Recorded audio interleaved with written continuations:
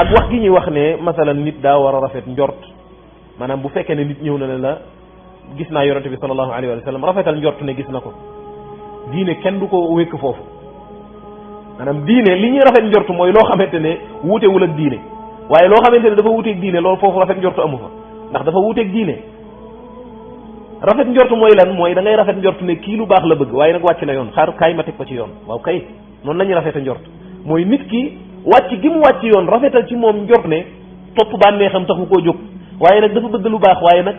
bëgg lu baax taxul nga jaar ca yoon wa moo tax Abdullah ibn Mas'ud comme niñ ko waxee woon ci yi weesu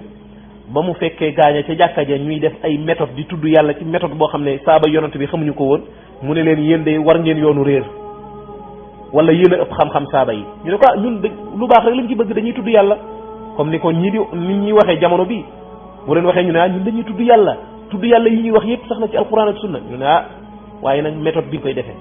noonu loolu saxul ci alquran ak sunna pas-pas yi ngeen ci am saxul ci alquran ak sunna lim yi ngeen ci fent di ko defal seen bopp ba pare lim yooyu ngeen gëm ne am na ay secret ay ngëneel yu ca ne saxul ci alquran ak sunna te jëmmi wutal mbir mi ab lim loolu ci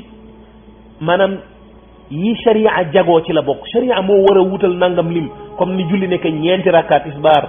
ñetti rakka timis ñaari rakka suba lim yooyu nga xamante ne moo am ci xeetu jaamu yàlla yi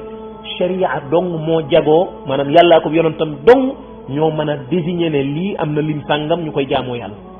nga xam ne kenn du ko teggi